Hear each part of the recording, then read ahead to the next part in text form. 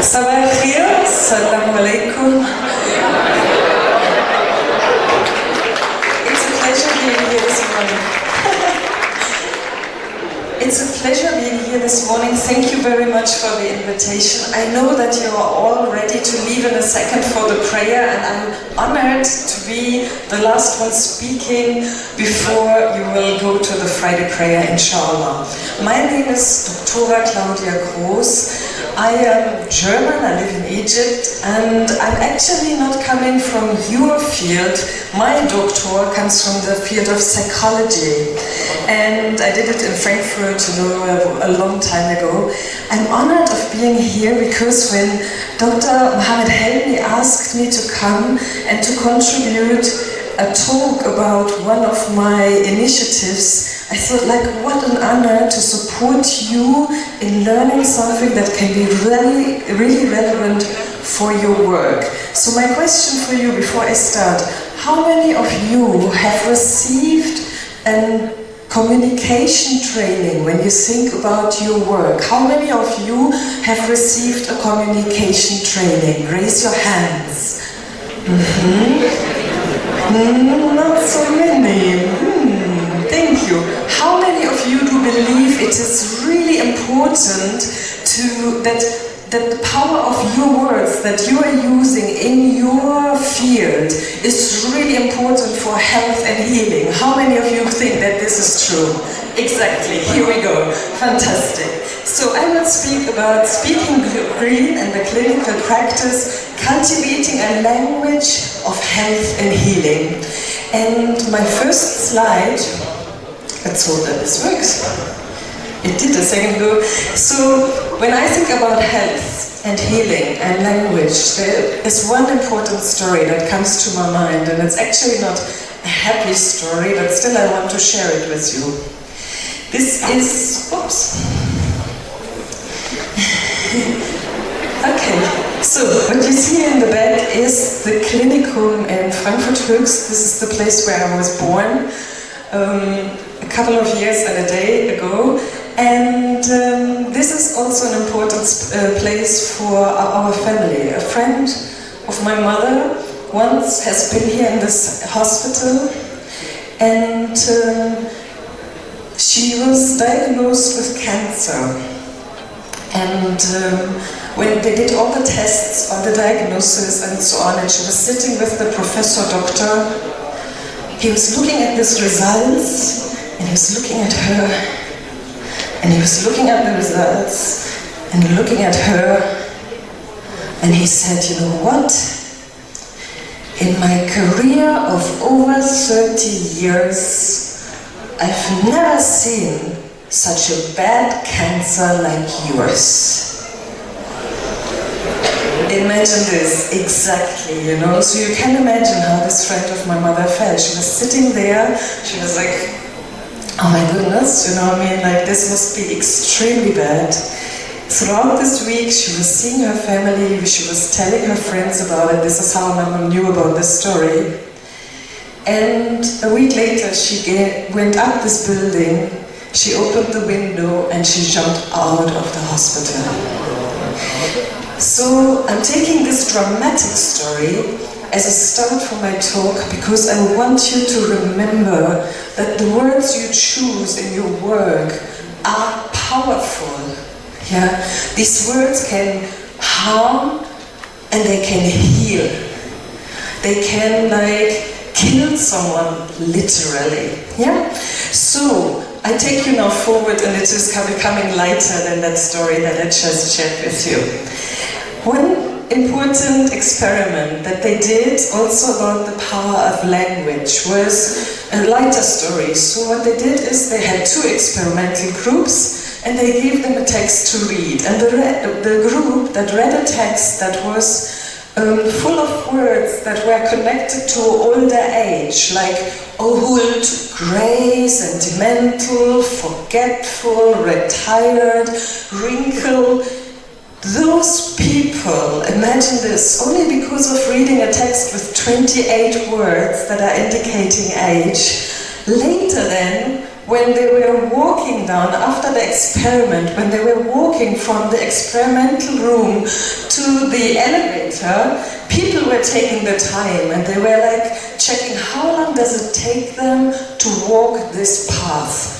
Two groups, one of them read this text, the other one did not read this text, and now look at this. The group that had to read the text with this elderly stereotype, they walked significantly more slowly than the group that read a neutral text. Only by reading a text, their behavior has been influenced dramatically. Yeah, these are only seconds, but this is a significant effect. So what I'm sharing with you today is speak green. Speak green in the sense of green, positive language. It's about the power of words. I want to increase your awareness of the magic, the power of your words. With Speak Green, I'm also increasing the vocabulary of people, and ultimately my intention is with Speak Green to change the world, because I believe that when we are changing our thoughts, this will change our actions, and it will change yours as well. So, one example I wanted to bring in was, like when I thought about the doctor-patient conversation, and then in the preparation for the talk today, I thought like it actually could also be a patient-doctor conversation, so maybe we can put the patient first. Just as an idea, it took me forever to find a picture where the lady is the doctor, so just mentioning stereotypes in this field as well. So when you think about your conversations with the patients, something that might be relevant here is like, instead of saying something as simple like, your test results are negative. The moment people hear these things like negative, my test results are negative, actually what you might say is that everything looks normal. Yeah, negative in this sense might be a good news. No? So that's an important point. Just one example. Or you're going to live with this. Oh my goodness, the patients might think, oh my goodness, my whole life I have to live with this. I'm doomed, While on the other hand, just by reformulating and saying like, you might need to make some adjustments in your life. This changes everything. It's still the same message, This might also go on forever, but it is totally like changing the connotation in the brain of our patients. Or a sentence like, don't worry. Yeah? The moment someone tells me, don't worry, I'm like, oh, was there something to worry about? Oh, worry, worry, worry. So better not to say these things. What we want to say is that everything will be okay. Be optimistic, believe in your healing process, something like this. So whenever you hear something with the word no, be it don't worry, do not, no to that, what's on a no war, check it out and see how you can rephrase it. Yeah? Because the moment I asked you to not think about something, masalan, if I would tell you now, do not think about a white horse. All of you now, supposedly, have been thinking about a white horse. And then in the next step you might have thought, no, she said I shall not think about this. But the thing is, the moment someone tells you do not think, do not do, first you have to bring this picture up in your brain and then you negate it. But by bringing it up, you are already establishing a connection in your brain. So we want to avoid that. Whenever there's a no, check how you can reformulate. What you force on grows, what you resist persists. That's the main message behind that. And some vocabulary for you. When I heard words that you're using a lot, like trapped nerve, trapped. What do you think about, what do you think your patients think when you tell them something is trapped? Yeah, this is a picture from a horror movie or an escape room movie. Trapped sounds really like, oh my goodness, you know, this is like really severe. Well, what you actually want to say is, it's tight but can be stretched. Masalan, yeah, as an alternative for a trapped nerve. Or another alternative, when you think about telling people, yeah, you know, you have a damage. Instead of this, you might consider saying, it's repairable, or if you're less in this mechanistic way and you think it's something that is curable harm. Yeah? Another idea is when you think about instabilities. If you tell me as your patient that I have an instability, I would be worried.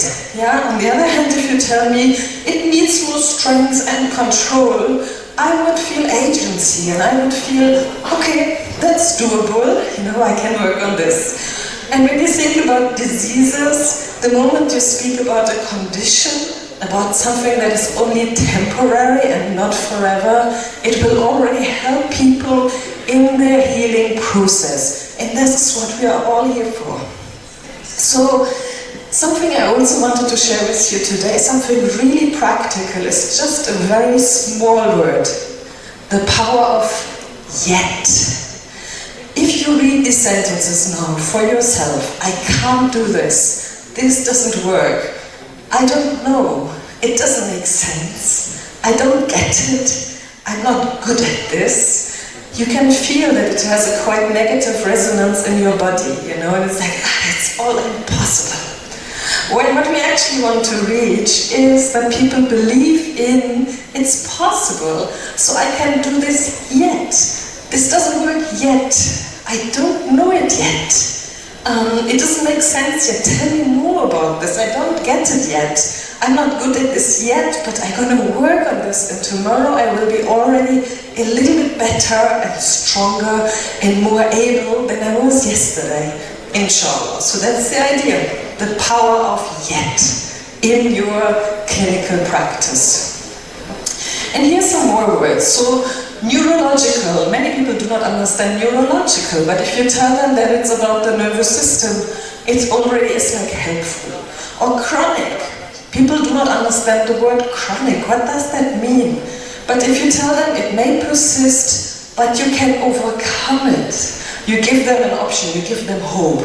What I found interesting is that something like chronic degenerative changes or wear and tear, that when you are saying this, that you actually want to say, it's normal age changes. Imagine this, you know, I mean, I would be scared when I hear this, but on the other hand, if you tell me, it's related to your age, it's pretty normal in the development, I could also relax. So you see here are more examples like bone on bone. Instead of this, you could consider saying that it's narrowing or tightness. Diagnostics, what is this diagnostics? But telling people there will be an X-ray or a scan might make it a lot easier to understand. These are other words. Instead of saying to tear, maybe to pull, effusion, swelling, bulge or herniation, it's like bump or swelling. And then you have some words that actually you can pronounce them better than I do because that's your field. But telling people what is it really about? Yeah, choosing the words in a more conscious way. So your words, by now, I hope out of these examples that I shared with you, I hope that by now it's clear that your words have the power to hurt or heal, to open minds and hearts and to change the world. Being aware of the responsibility you have over the words you think and you speak. So this is my intention with you. I want to inspire you like to do 3 actions. Check. Whatever you are saying, whatever you are writing, whatever you are thinking, double check it in your mind. What am I going to say? Create and cultivate a new language. I just gave you some examples of moving from red language to green language. You can do this. You know what you're talking about. You know the words that you say, I wish there was a better way. Invent them. Yeah? Share them with your colleagues in the sake for health and healing. And you become a co-author of, ultimately a better world and a better field that you're working in, with more healing for your patients. And this is what we are interested in. So words are, of course, the most powerful drug used by humankind. Keep this in mind. Train your communication skills. Change the way you are thinking, the way you are speaking, for the sake of becoming a better physical therapist. So this is my message: words create worlds, choose the green ones. And it's an initiative that it's not about health only, but today this was my contribution to your conference. I thank you very much for your attention and your journey.